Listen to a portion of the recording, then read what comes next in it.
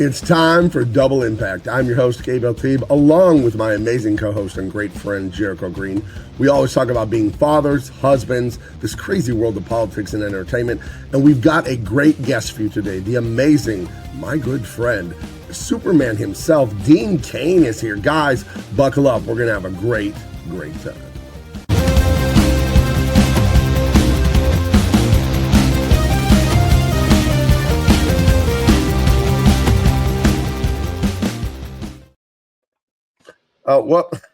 Hey, I'm Gabe Eltaeb, and I look like Jericho Green. How's everyone doing?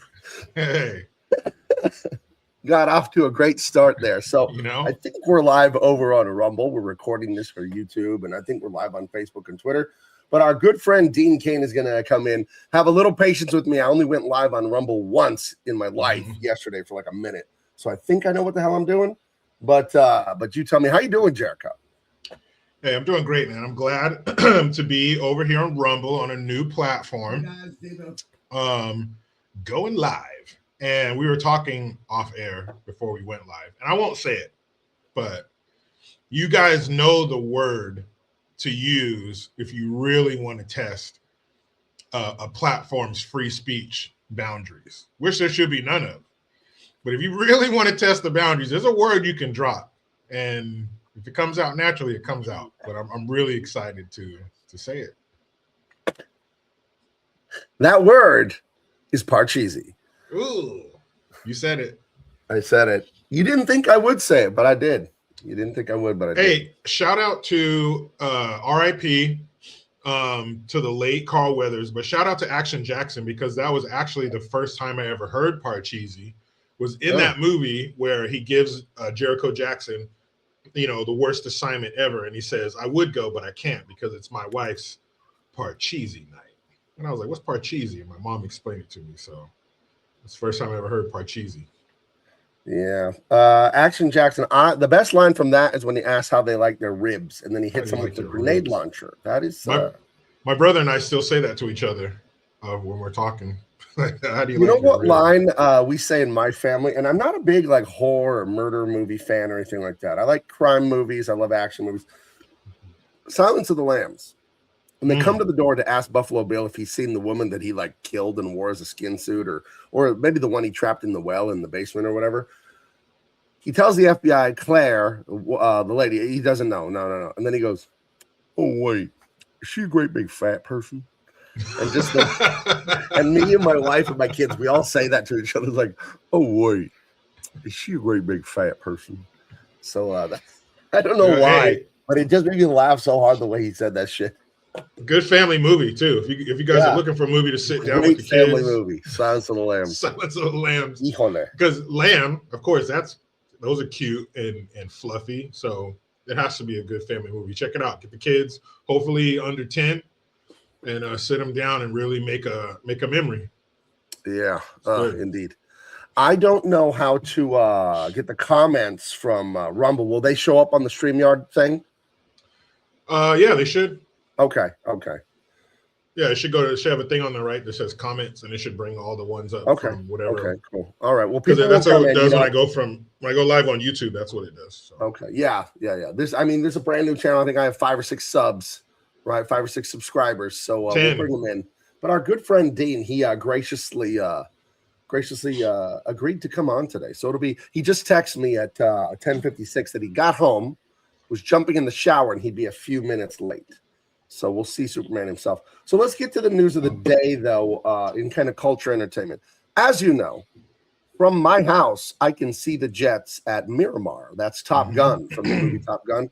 If you go outside my house and they're doing any sort of training or the air shows coming in late September, October, you'd see the jets, F-15s, all kinds of stuff flying all over. And it's pretty cool. It's pretty normal to see fighter jets. They'll go right over your house sometimes. And 40 years ago to this day, Top Gun was released. I feel the need for speed. Now, you're a Navy man, so I'm sure you love Top Gun. Those are Navy fighter pilots. I'm a San Diegan through and through. I was born in Colorado, but I have been in San Diego since 1986. I went over back to Colorado to go to college in the late 90s, early 2000s. But San Diego's my home, and it has been most of my life. And we take a lot of pride in the Navy here. This is Fighter Town, USA. We have more military here than any city on earth. It's over a quarter of the people here are military. You know, that most people in San Diego aren't from San Diego. That's why we have such terrible sports following here. That's why when you go to a Padre game, the Padres is acceptable. When you would go to a Charger game, it was always the other team would fill the stadium. You know what I mean? Because nobody's from here. My wife is one of the few people from this town. But we love San Diego. We love Top Gun. We love the Navy. We love all of it. And you drive right in front of Miramar all the time. That famous white triangle building from Demolition Man, that's across the street from Top Gun. So you've got two great movies about a decade apart are yards away from each other. And, Top Gun moved out to Nevada in the late 90s when Clinton redid all the bases and all that stuff. But Top Gun was here forever. It was, in Miramar. It's the big naval, now Marine. It was the naval and NCAS, Naval Air Station Miramar. I grew up going there all the time. The dollar movies for kids, the arcade. It's the first time I ever had a Big Mac when I was 12 years old. We played basketball at the gym there all the time. And Miramar Air Station is near and dear to me. It really is. I've been to the Kansas City Barbecue, which is right down the street from where the Comic-Con is on Harbor Boulevard. That's where they're playing Great Balls of Fire on the piano. Wasn't great, Kansas City Barbecue. I'll tell you that. They got Top Gun memorabilia everywhere. Wasn't great, the food. I only went there once, so maybe I'll give them another chance. But and I've been to the house. Kelly McGillis, her house in Oceanside, where he took her breath away. He came on the motorcycle. I've been there. And they sell little like cherry, blueberry, and apple turnovers and coffee and hot chocolate. It's like a little tourist attraction. And they even have the Kawasaki or whatever it is he was riding outside. So what is your connection to this movie and all this stuff, Jericho? Well, first of all, I'm glad to hear that those sites, I guess those film sites are still there. In Kansas City Barbecue's defense, people don't come for the barbecue. They are coming just. I'll defend it two times with you. People don't go for the barbecue; they go for the nostalgia. But I went there like at 8:00 at night, so by then, everything's older, and it's kind of like what they have left. Barbecue is not something you can cook in 20 minutes. It takes hours and hours and hours to cook. So whatever's left is left at the end of the day. So I'll be fair to them. Yeah. This movie, to me, I was a little kid when it came out. Like 6 years old. But I do remember that the scene with him and Kelly McGillis was my least favorite because I wasn't into love scenes then. So it was like, no, gross. Why are they kissing? My mom would put her hand over my eyes. But I hated that part. But this movie, a lot of it went over my head. No pun intended, because I was a little kid. But the jet scenes, I didn't get the weight of Goose coming down in the water. Talk to me, Goose. I didn't get the weight of that. Thankfully, it would have crushed me as a little kid. But 2 years later, I watched Beaches with my mom, and that fucking hurt. But this movie, I always knew it was a cool action movie from the 80s. But as I got older and watched it, I really understood it. The lady who Kelly McGillis, one of those "Where Are They Now" photos. But she was hot in this. Their chemistry was great. It was awesome. What's up, Dean? Hey, buddy. How you doing? We'll get back to Top Gun in a second. Mr. Gabe. Having breakfast. I just ran back in the house, took a shower, got cleaned up for you guys. But with the amount of facial hair in here, somebody had to be clean. Right? Right. Hey, Dean, that's the life of a mogul. You get no sympathy from me. All right? I'll take it. But your timing is impeccable because we're talking about the 40th anniversary of Top Gun, May 13th, 1986. So I wrote down a couple questions for you. So if come on, Jericho, stepping right into it. Don't you question me on my Top Gun. I'm good. Don't you dare. But I do want to know, May 13th, spring 1986, where were you? As in, where'd you live? High school? What's going on? But also, what were you? What were you at this time? And did you catch it in the movie theater? All right, I was a junior. May of '86. I was finishing my sophomore year of college at Princeton. Wow. I know. Thank you. I was in Mrs. Herndon's third grade class at Westwood Elementary. Mrs. Herndon. Jericho, I don't even want to know. Where were you, Jericho? I was wrapping up first grade at Prunedale Elementary School under the leadership of Mrs. Irwin Kinsey, who was bitten by a baby rattlesnake. Damn. Dang. Yeah. Wow. All right. Well, I was Talk to me, Mrs. Kinsey. I was a sophomore in college. I could have whipped both your asses without even thinking. Just a couple little. Do you think you could beat up most 8-year-olds when you were a sophomore in college? Probably about 60 to 70% of them. All right, that's what I think. I may have had rabies, so you're taking a chance. I mean, Jericho, where the hell did you go to school, man? The teacher getting bit by a rattlesnake. You had rabies. That's all been redacted. That's all been redacted. Never happened. So I was a sophomore in college at Princeton. I was finishing my second year there, still adjusting quite uncomfortably. My first year playing, having to play or getting to play on varsity because they had a freshman rule then.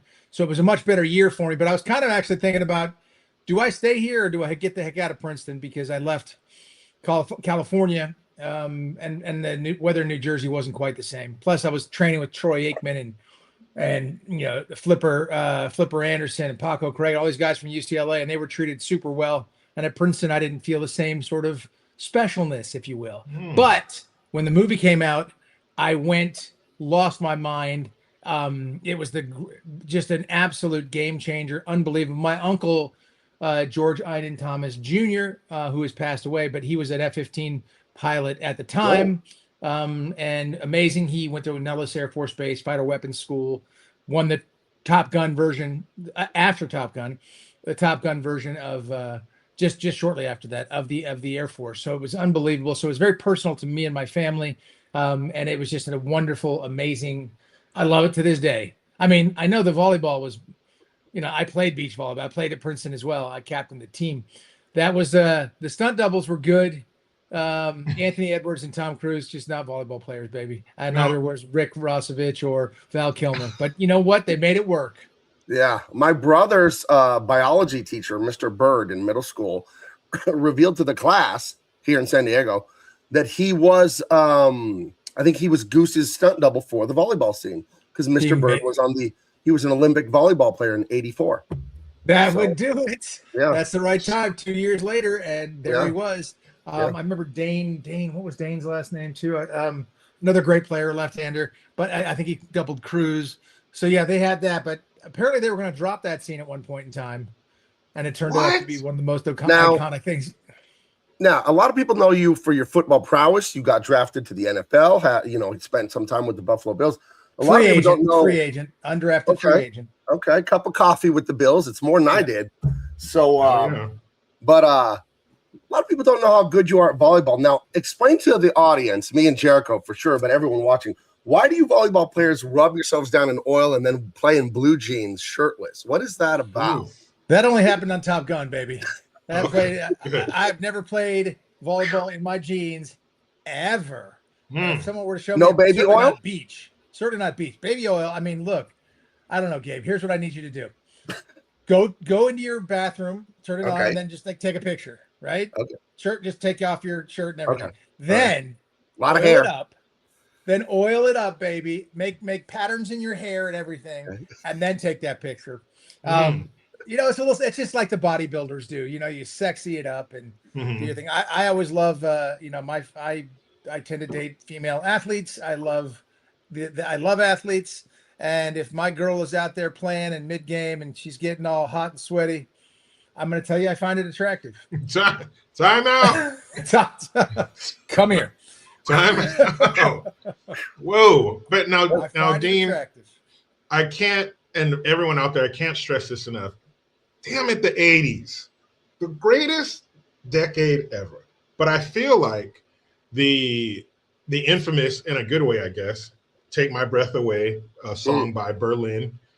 I feel like that scene was a real, arm stretch, arm around the girl, a good moment for the fellas back then who were of age. Again, I was only 6, right. But what a time to be alive, to go watch Top Gun in the movie theater, 1986, sophomore year at Princeton.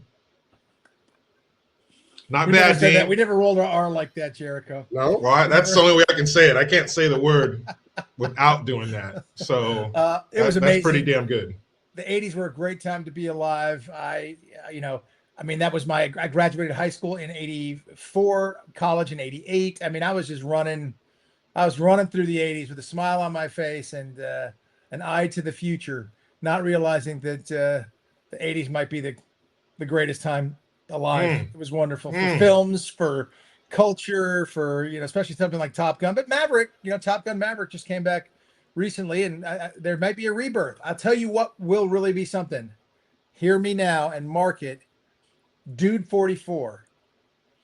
That story of our downed F-15, the weapons officer in the back of the F-15 in Iran, and the way they went and got him is going to be special. It'll be the new Black Hawk Down Oscar winner. It's more Top Gun than Black Hawk Down, because Black Hawk Down was an awful story, and those guys we weren't prepared, and we couldn't have been more prepared for Dude 44. We couldn't have done better things to go get that pilot, and his, him being a 40-something-year-old weapons officer and a colonel. And I know we probably don't know, but 1/10 of what really took place. And so to see what this movie's going to be, people will talk about Black Hawk Down. They'll talk about Top Gun, but they're going to talk about Dude 44. That sounds like it. Yeah, it'll be awesome. I don't know much about it. I know they mobilized a lot of people, a lot of force to save this guy. And huge amount. We leave no man behind, Gabe. Yeah. If it was you there, Jericho and I, we'd be coming to get you. Oh yeah, man, no doubt.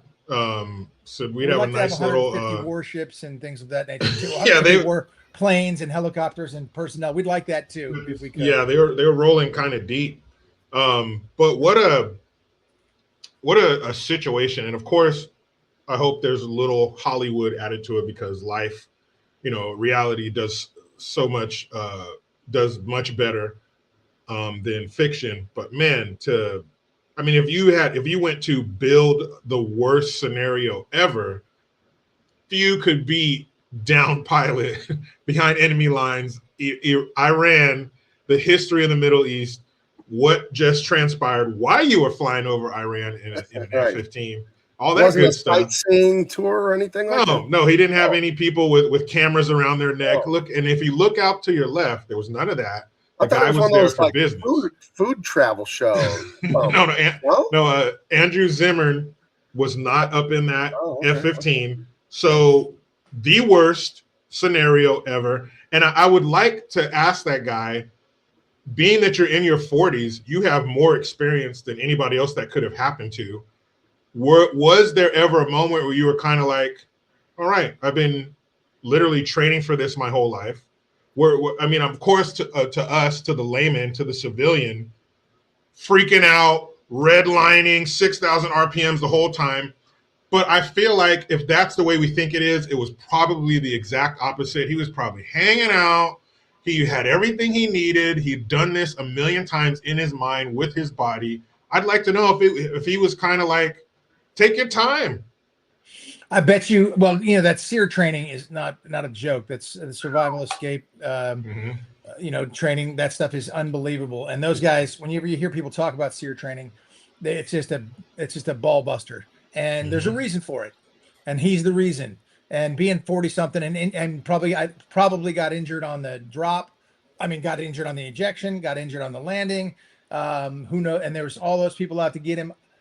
Pretty wicked. And what the coordination between the CIA setting up, different, misinformation. So they thought that he was getting out by sea and that we'd already had him and all that sort of stuff that's going to go on. It's going to be unreal. And because it's real, because it's based on a true story, I think it's going to be 10 times more, more effective in that sense, because we know this is a real, whenever you watch a movie, this is based on real events, or the real events in this story are so incredibly good. I don't think they have to Hollywoodize it much, just hire the right people to make it look pretty. And I think they've already done that. Awesome. Yeah, that's a great point. And that's kind of what I meant, because when you have a based on a true events movie, usually it's kind of like, what are those little Dutch dolls or those little Russian dolls where there's a little one inside? Tachka, the little, yeah. the little one inside of it. Yeah. Yeah, so the real story is buried inside of there somewhere, all under all these layers of Hollywood, because we got to make it exciting. We got to keep you engaged. But something like this, I hope they take more of the act of valor approach, where it's like, these are real badass events. We'll put little stuff here and there, but the framework is awesome. Well, I would imagine that they're probably working with the Pentagon and the Department of War to make sure these events are shown correctly. Yeah. And I don't think they need to fabricate much, because people don't realize how heroic these men and women are who are doing this stuff. Like when we went to Maduro in Venezuela, unbelievable stuff. That first incursion into Iran, when they bombed everything, that 12-day deal, and what's going on now, that people don't. I mean, it's a whole new world now with the technology and the way we're able to see stuff. I mean, I think we're going to get a blockbuster. I think it's going to be one of those things, because it's about surviving and getting our man. I mean, that's a whole different story. Top Gun was amazing, and he was a pilot who wanted to do his thing. But this is a story of a guy who's a career serviceman, doing all this stuff, and then put in literally the worst situation ever. There's been a couple of other survival stories, Behind Enemy Lines, and Lone Survivor. Lone Survivor was was much more recent. That but there's sucked. Another one. Something Bat 22, Bat 26, Bat 21. Bat 21. Yeah. Dean, Amazing. So glad that you brought this up. I had the distinct honor of being a keynote speaker at the National Navy SEAL Museum in Fort Pierce, Florida, where it's currently probably 1,500 degrees, but it is beautiful. This museum is awesome. They have some of the mini subs that they use for insertion, the weapons they use, the breathing apparatuses, uniforms. They got all these different SEAL stories that we know about. So Bat 21, I believe Mike Thornton, is basically, the story is a down pilot. They send in a SEAL team to get him. That guy gets injured. They send in another SEAL team to get him. And there's a statue at the museum of the guy having the rescued SEAL on his shoulder, or rescued SEAL on his shoulder, turned around with his M4 shooting at the enemy combatants, I believe were the Vietnamese, coming from behind. And that really happened. And there's a statue, and I got to meet both of them. One of them, the SEAL. What's the name? I'll find the image. Bat 21. So Mike goes up there and speaks. A giant of a man, really nice guy. Both of them super awesome. All the SEALs I met there were super cool. But he's got to be like 6'4", 6'5". I mean, just a strapping lad. Which is not common for a SEAL. No, because you got to be, they got, like I mentioned, those mini subs. It wasn't appealing to him in a lot of those. No, man, and there's this much sympathy, by the way. But he gets up there and speaks, and I got to follow him. I was like, whoa. No, these little notes I got here, let me just throw these away, because you just heard from the guy that statue over there was built for. But damn, you hate when that's the speaking order, don't you? Oh man. But like I said, I met him afterwards. They were clapping for me. They loved what I had to say. But yeah, you have situations like that where these guys are like, behind enemy lines, got it, outnumbered. Okay, it's nighttime. Yeah, I'll go. I just need to bring my favorite gum that I chew all the time, and this barrette for my little girl that I clip to my vest. Let's do it. And that's it. And all those little things, all those little details you were just talking about. Of course, people forget. People in the real world out here forget what these are. Regular, everyday men and women who have incredible gifts and talents and training, but they have a wife at home, or a girlfriend or kids and all that stuff. And what do you fight for? At the end of the day, you're fighting for your family to get back to them. And I'm sure we'll hear something about, but you said, that little barrette from your daughter or whatever that happens to be, that stuff happens constantly. Yeah. And that's the stuff that really makes it human, that everybody can resonate with. Mm-hmm. And this Bat 21, it took place almost 60 years ago. So you can take away a lot of the, I took a picture from that statue right there. Little boys dream about that. Like, how many little boys have their little brother on their shoulder? Just here, keep still one more time. And he's turning around. That guy did that. Like, what was it like when they got inside the chopper and closed the door? Like, whew. Like, how do you decompress from that? Like that. He probably didn't even do that. He was probably already working on him medically. Oh yeah. The party doesn't stop, man. These guys are awesome, and I got to meet them. Super cool. And man, some of these situations, and these guys know it. Again, build the worst case scenario. Go ahead and drop me in there. My boy's down there. Drop me in. No. And that's something that's different under this current administration. And I'm close with the Secretary of War and all those folks, and I'm close. Yeah, he just kind of knows all these guys and has them on his show. No big.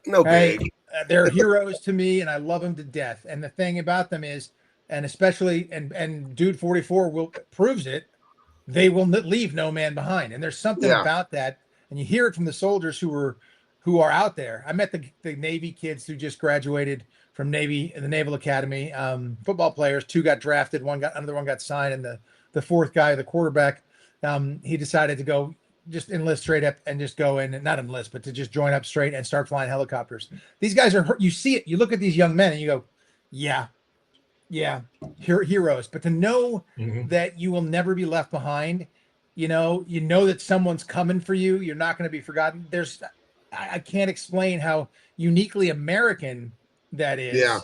And how it absolutely empowers our men and women in military uniforms. I mean, it's unbelievable. And myself as a civilian, in that sense, like I remember waking up every day trying to figure out what's going to happen and checking every hour to see if we got our pilot, and knowing full well that Secretary Hegseth and General Joint Chiefs of Staff CAIN, I knew they were doing their thing. CAIN, no relation, but it made me sleep better and rest better. And then when they did it, God bless him.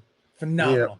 Yeah. Well, let me ask you, Dean, Jericho, myself, we see this statue and we're so inspired. We're humbled by it. We aspire to be this kind of a man in our daily lives and all that.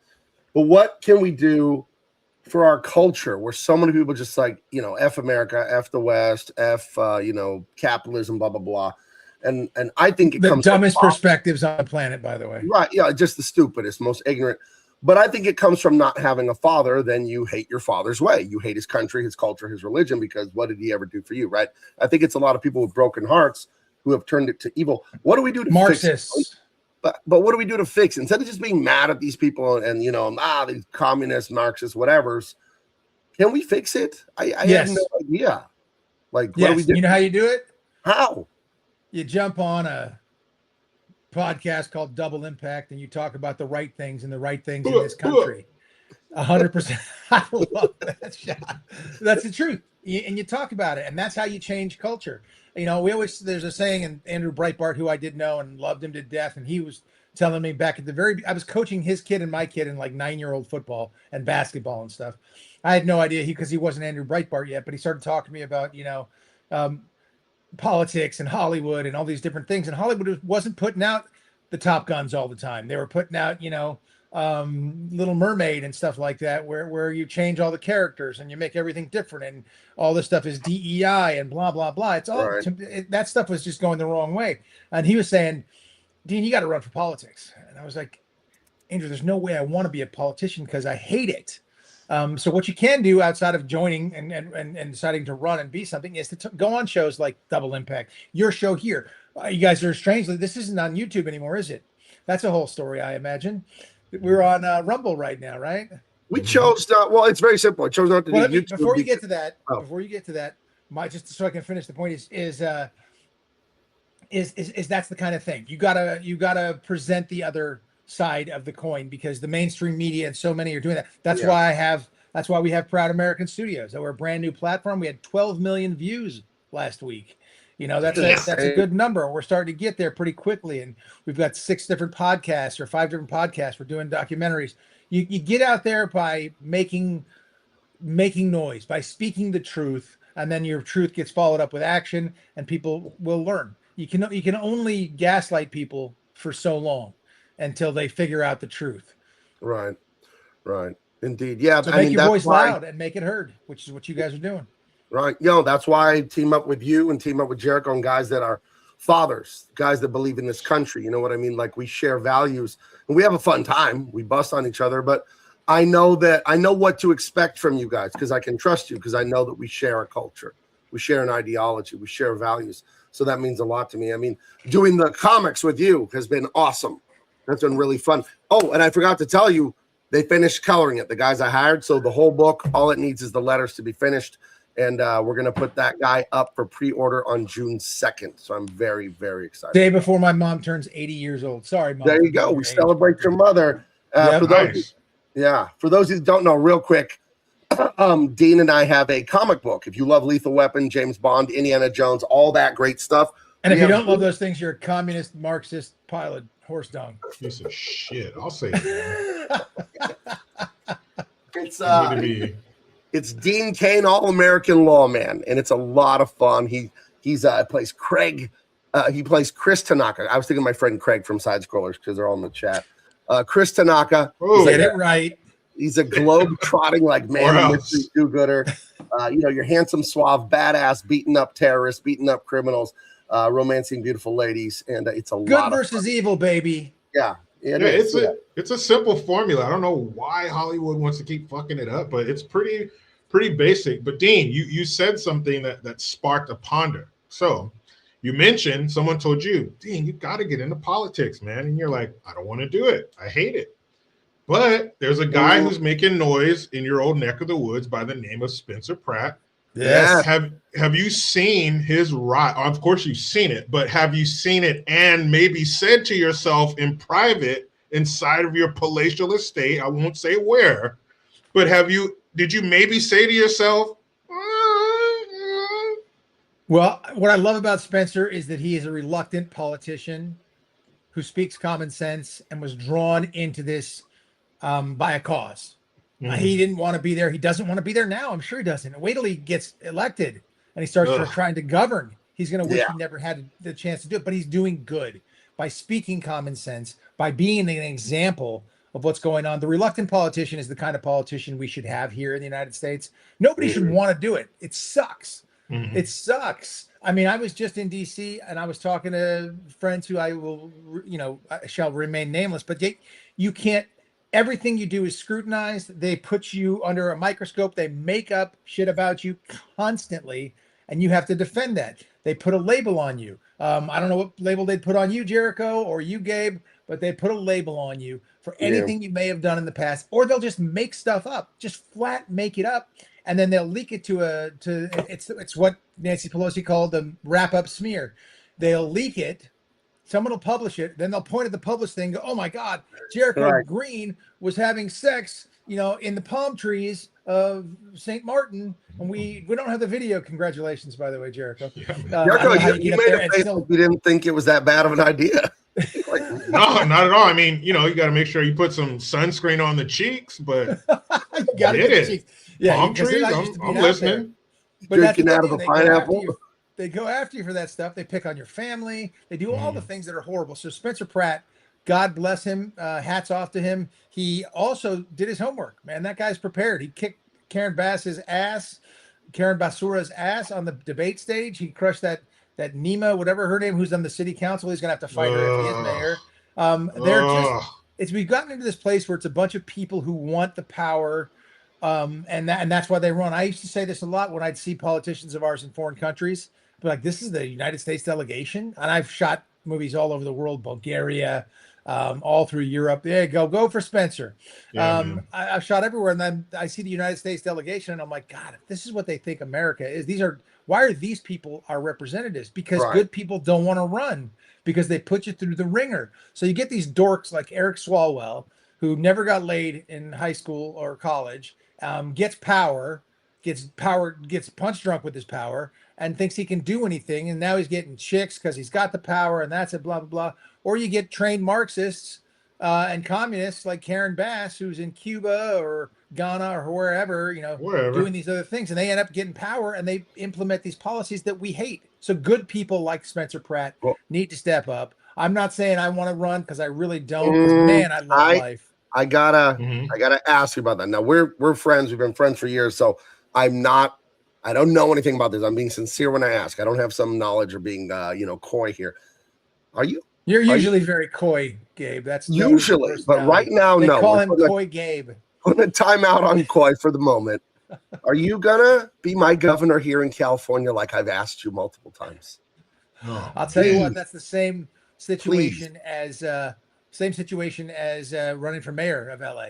Get in office. What can you get done? Schwarzenegger did it. I mean, it's unfortunate. I would love to. I love the state of California. They drove me out.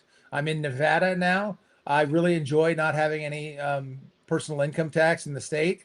It Right. makes a big difference considering California is the highest in the nation, the highest tax nation in the I nation. paid over $6 a gallon to fill my Ford F-150 the other day. Yeah, that's not going to happen very long, by the way. As soon as we resolve this Iran conflict. Well, I ain't blaming Trump. I'm blaming Gavin Newsom for having like nearly almost $1 in tax added. $2. Yeah, we just added 47 cents. Yeah. The start of the year, we just added another 47 cents. Hey, just throw some more on. The good thing about that is you can be sure that money is going to go to Gavin's cronies, his wife, NGOs. I don't know. Let's give out free diapers to 100,000 new mothers that costs about 5 times the amount that you. Yeah, then if she bought them herself. How about you cut the taxes so she has extra money, like the taxes you don't have to pay. So we have the money in our pocket, and here's an idea. We can decide what to do with the money that we just worked for. No, Jericho. The government is your daddy, and the daddy will decide for you. The government will decide. We're going to help out Jericho Green. We're going to give him free diapers that cost 5 times as much as he could buy them himself, and we're going to run it through an NGO that my best friend's wife runs, that's all it is. You got it. That's You've seen the Stella Artois commercials where they fill up the cup and the guy takes that fancy little knife and he shaves it off the top. Right. It's just a little thin, but I gotta shave a little. Hey, those dinners at the French Laundry aren't free, Jericho. All right. I mean, $1,200 bar tab or $2,100 bar tab during COVID when nobody else was allowed to go out. Yeah, that was great. Yeah. Don't not for me. Rules. And then when they get caught, they say, "Yeah, I shouldn't have done that." Yeah, moving on. Really? What are you gonna do? But if you're paddleboarding on the beach in Malibu, we'll send out the Coast Guard. I went to Pacific Beach, PB. It's a great beach here in San Diego. Beautiful. Yeah, and I was with my wife. This is like 2021. We're right by the pier. Also beautiful, your wife. Not that I'm looking at her, I'm just saying. She's always in the chat and usually catches me talking and then wants to scold me, so she'll take the compliment.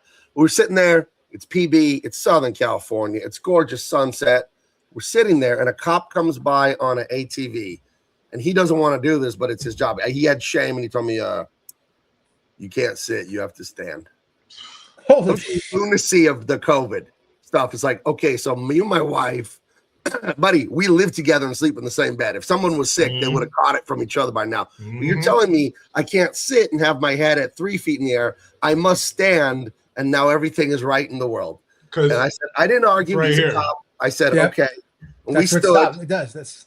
We just stood and looked at each other like, this is the world I'm living in now. This is It shouldn't be, and thank God it's not anymore. We have common sense back in government, at least in the federal government. Hopefully California can get it back because you guys need to be saved. It's got to be you or Adam Carolla for governor. It has to be. Adam Carolla would do. Look how I'm endorsing Adam already.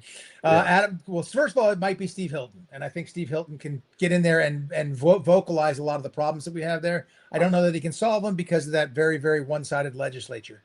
But Adam Carolla, being the builder that he is and understanding what he's done and being as sardonic and sarcastic as he is, would be so effective to just shine the light on these rats that are running California and that are entrenched in government, just the same way that Donald Trump is doing to the federal government right now.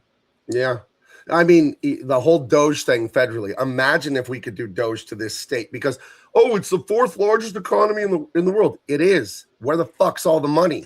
Yeah, we know why don't you go to one of Gavin's mansions or Nancy Pelosi, worth 200 and whatever gajillion dollars she's worth now, beating the stock market amazingly. I don't know how she's such a great stock picker. She's just like Warren Buffett goes to her for advice, dude. Oh, she doubles Warren Buffett's returns. It's insane. It's all corrupt. It's all nasty. And man, I pray to God that we clean this stuff out. But the Golden State. It is the It's Golden most State. beautiful place. It's the most beautiful place in the world, and it shouldn't be this way. But With the most incredible resources and weather and everything except for government. If we're top 5 economies on Earth, then why do we have schools where they have to cancel programs, music, field trips and stuff like that? PE in some cases, can't get this, we can't get that. They had to cancel recess. Well, that's costing too much. California outspends virtually every other state in the nation in cost per student. Why? Grifters. Jennifer Seibel Newsom, Gavin Newsom, the teachers unions, all of these things that we're paying for aren't going to our kids, our families, or things are going in the pockets of corrupt politicians and phony NGOs and people who are right there attached to those politicians. Oh, Dean Cain's governor, great. I have a new program called Double Impact where we run it through Gabe and Jericho's NGO, and they give free diapers to everybody, but they just skim that little Stella Artois off the top, and they just do a little bit of that, and then we go and visit Jericho in his mansion that we pay for the taxpayers. The Artois was an apt analogy, but Jericho, not to correct you, I think they skim the top and give that to the people, and then the glass is for them and all their problems. Oh no, Gabe, yes, but they skim that, they put it in their mouth first, and then they spit it into the people's face, and you hope to get a few droplets on your tongue. That's what they do to us. It's all Marxism. It's all Marxism and capitalism and anti-capitalist stuff. It's Marxism, communism, and against merit and against capitalism. Capitalism is the greatest single economic force in the history of mankind. Yeah. It's brought more people out of poverty than ever before. Mm-hmm. I will say this, and I haven't mentioned him, and he's a hero to me 100%, is Elon Musk. Buying X. First of all, he's just an incredible innovator in the vein of Thomas Edison, but for the 21st century. Unbelievable what he's been doing. And buying X and allowing free speech to exist worldwide is unbelievable. Thank God he's the richest man on the planet because they can't hurt him with money. He's like, what are you going to do? Fine me? Go ahead. He's not going to break. Well, go ahead. My personal worth is higher than your country's GDP. So I want to protect free speech, and that's the way it's going to go. And he'll beat him. He goes, matter of fact, I just bought your country. So France is mine. France is now mine. Oh, we're going to change a few things. I love Elon Musk for the same reason, the free speech thing and all that, and the stock price of the Tesla stock I own. Thank you, Elon. That's awesome. But did you buy at the dip when Tim Waltz said, I looked at Tesla today and blah, blah, blah? I bought it before that, even lower. So we're doing nicey. This is not financial advice, everybody. But you guys have both been to my house. Give that financial advice. Invest in Tesla because Elon Musk is a genius. You've both been to my house. I live maybe 2 miles from the ocean as the crow flies or something like that. And I'll stand in my backyard. I follow the SpaceX account on Twitter, so I know when they're launching rockets from Vandenberg, about 100 miles north of LA. And you will see the rockets fly right over my house at night. They go down off Baja, where that's where they catch the rocket. But I'll stand there with my wife. We'll be there. I'll be hugging her from behind. I'll whisper in her ear, Elon Musk is an idiot. I say that every time, and we both laugh because we love the guy, and all the libtards hate him. And he's an idiot. He's AOC. He's a moron. AOC said he's an absolute moron. If he's an idiot, you wish you were an idiot like that. I'm living in Star Wars. A rocket is flying by my house, and I'm like, Elon Musk is such an idiot, dude. Yeah. If he's an idiot, then what am I? Right. If that's an idiot, my goodness. I mean, they do it, and they cast stones at these incredible people who are trying to do the right thing and change the world because they do it for power and they do it for money, Gabe. That's it. That's what they're going for. It's the same thing. There's a lot of resentment, though, because he is better than them, like achievement-wise, at least. And of course, there's resentment. That's built into Marxism. But good people see high achievers and go, how do I do that? That looks great. Yes. Yeah, I'm listening. Right. Like, I want people to emulate that. You should aspire to be Elon Musk and change the world. Not aspire to be Elizabeth Warren and want to tax him out of existence. I'm glad you said Elizabeth Warren, and I'm glad you said AOC before. I'm not glad I said Elizabeth Warren. I'm confused. Are you talking about the white Elizabeth Warren, who's a senator, or Joe Kahanis, who got into college under the guise of she had high cheekbones? Now, are you talking about Are you talking about the AOC, the wannabe white girl named Sandy?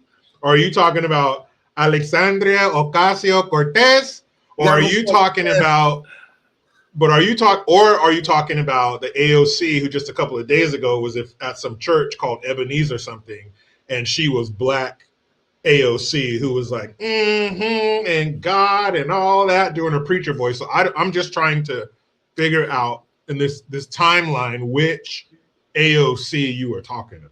It depends on what audience she's talking to, a la Kamala Harris. Girl, you don't know, blah, blah, blah, blah, blah, or whatever. Or, that's the whole thing. That's another thing why Spencer Pratt is such a great candidate, authenticity.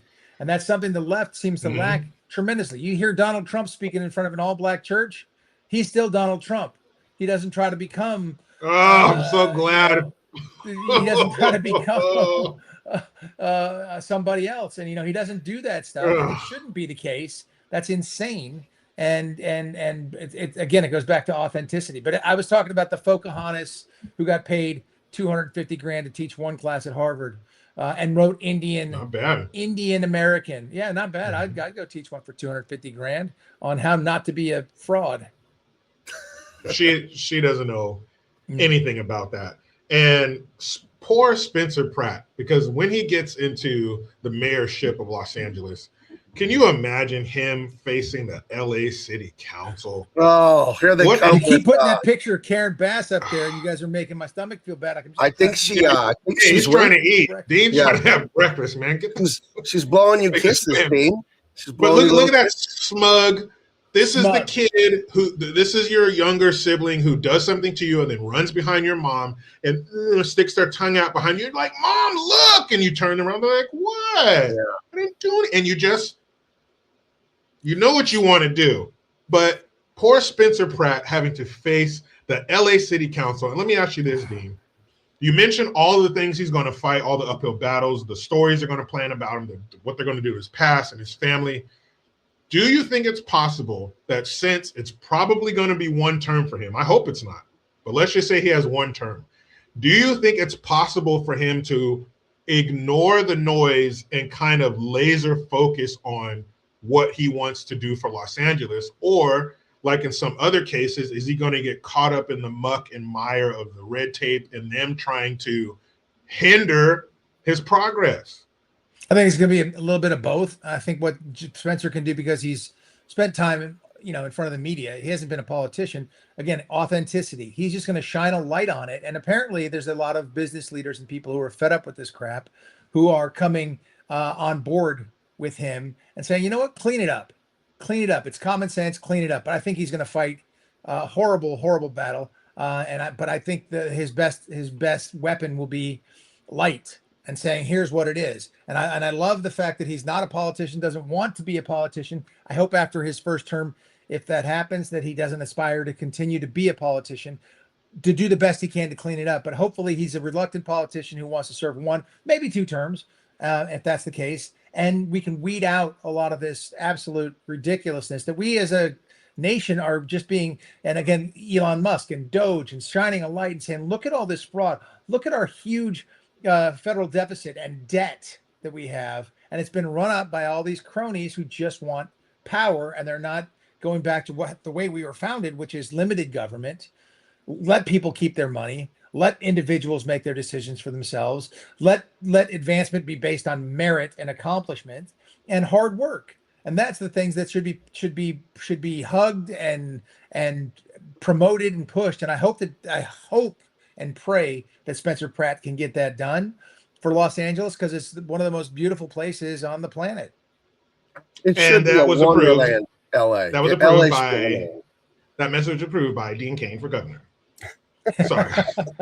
I think we just cut your governor ad, Dean. Thank you very much for that. If I ever did run for governor of California or Nevada or wherever, it wouldn't be because I want power or money or influence. It would be because the same reason I think that President Trump ran, and the same reason that Spencer Pratt's running. They see an injustice, they see things going the wrong way, and they go, a good person has to step up. And they have to step up and do what's right for the country, the way that our forefathers did, the ones that are being denigrated all the time. They stepped up I mean, AOC was dumb enough to say this is a fight against the billionaire. You know, the American Revolution was a fight against the billionaires of their time. No, it wasn't, you blithering idiot. Poor It was It was a about fight for freedom, taxation. liberty, to Poor determine your Taxation own without life. representation, Yeah. taxation without consent. I mean, one of the wealthiest guys in the United States bankrolled the whole damn thing. Robert Morris, you know, he spent his fortune doing that and put his life and his family and his liberty on the line to fight for exactly what we are starting to let slip away here in this country. And hopefully with this current administration, with guys like Spencer Pratt, with voices like your guys, is that we're going to be able to straighten this thing out. There's a reason everybody wants to come to America.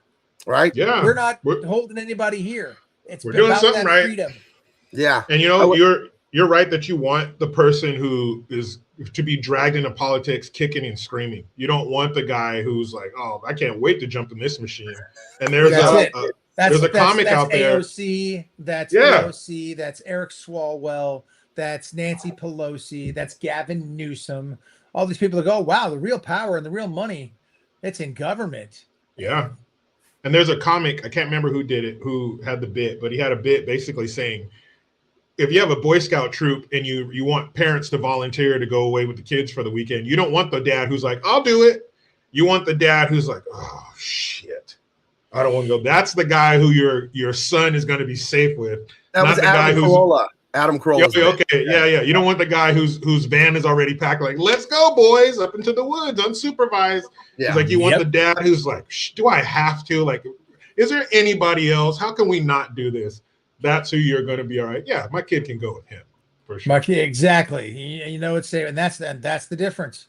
Those are the kind of politicians, unfortunately, we've been getting, and we need to change that. And hopefully we are, because I think we're on the right road. Again, I'm an optimist. I love what this administration's doing. I love to see California seeming to open their eyes. I love that Steve Hilton right now is polling at the top. Chad Bianco's up there. I love to see that. I love to see Karen Bass having to face the light of day and having to answer these questions and look like an absolute jackass, which she did on the last debate stage. And she's running away from the next debate. Did you hear the thing she said about people, why homeless people don't have teeth is because they take meth, so we need to get them teeth? Yeah. How about you take away the meth, you dumb bitch? Why? How expensive is that? Dean, did you NGOs that are supplying the needles and all of the drugs, and where do they get to do their thing? Did you? I'm sure you probably had to put braces on your son.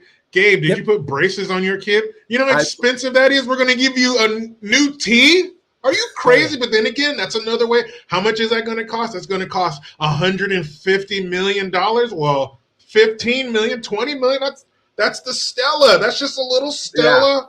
What's $20 million? It's 150. Jericho, that's no big deal. It just so happens that my brother does orthodontia, so I think we'll hire him as the mayor. That's how it works. That's exactly how it works, Gabe. Yeah. Bam. 100%. Creative problem. That's one of the most amazing things about the government, state level or federal, whatever, that they can just say, we need money. Make up some shit that we can funnel this money through, and then they just have a new revenue stream. Well, something that sounds compassionate.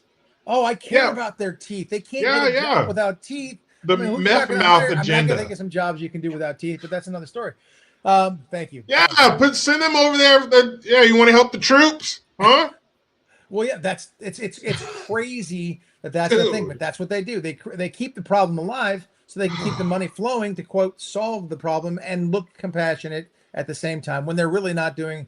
They're doing a disservice, especially to the people who were there drug addicted and addled and on the streets. Giving them heroin to shoot up or meth or fentanyl is not helping. No. It's not helping them. It's not compassionate. You're just slowly killing them. We threw $24 billion at the problem and it increased. Dean, when you're working with a company to finance one of your projects, can you take their money and just go, it's gone? No. It's just gone. Give me more. They're making the problem continue, just like the Southern Poverty Law Center, who was creating their hate maps, trying to keep racism alive and funding Aryan Nation, paying for Charlottesville and organizing Charlottesville, paying the Nazi Party and the Nazi socialist party.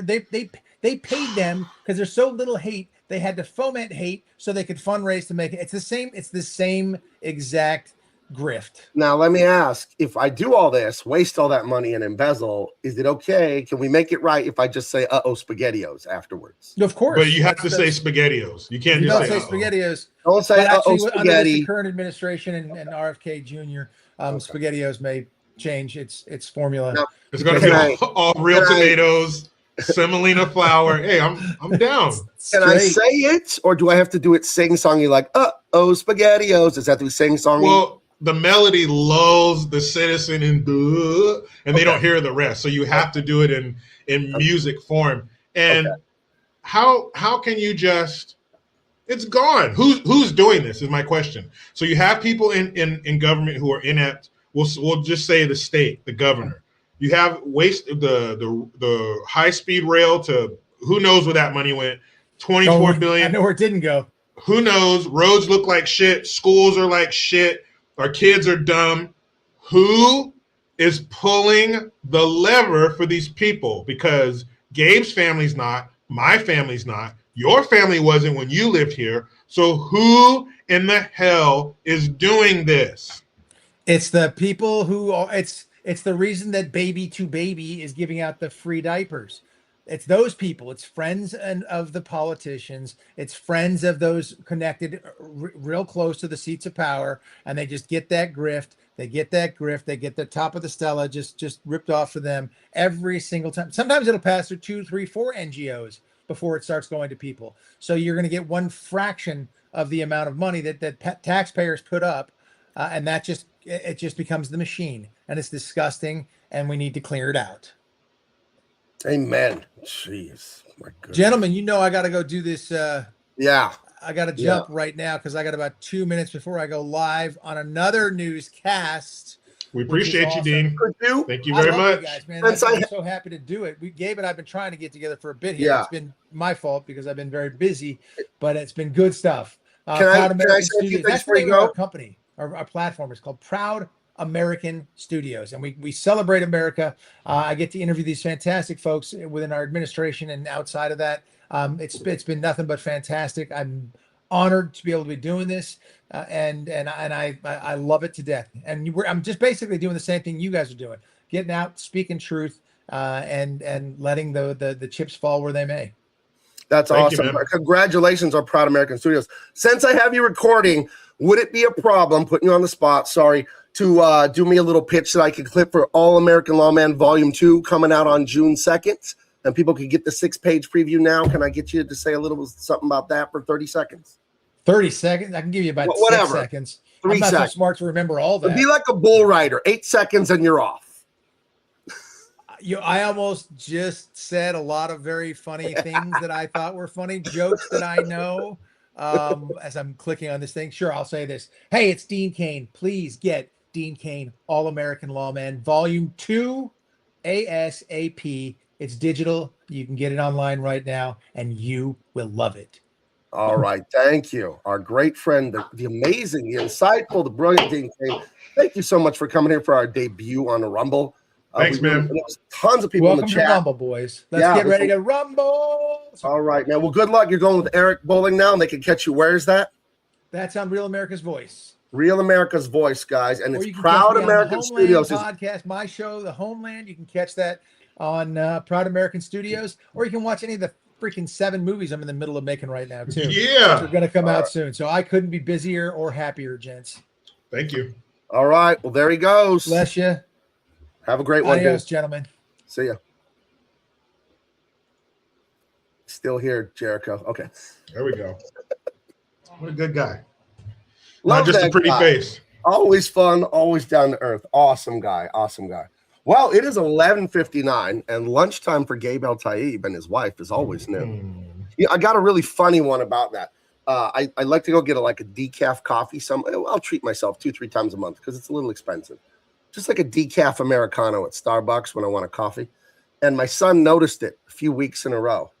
And he said, you got you went and had a little afternoon delight, huh? Oh, whoa, and, son. My son is 27. Whoa, son.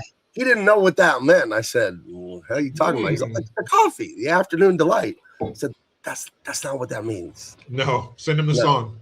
No, Ooh. yeah, like yeah. So afternoon delight without your mom there, I don't think your mom would be very appreciative of that, Sonny She boy. would So not like that at all. We still laugh about that one, and we also laugh about. Oh wait, is she a great big fat person? Great big fat person. Hard fuck. Yeah, you guys don't bond over that line, huh? No. And all you chatters, I would throw your comments up on the screen, but since this is Rumble and I use StreamYard to multi-stream to all these things, I can't bring the chat on the screen. But I saw something about software called Rumble Studio. This is my first time streaming. Maybe if I use Rumble Studio, maybe I can bring the comments on the screen. But I was reading them. You saw I threw them up on the screen. I appreciate all of you.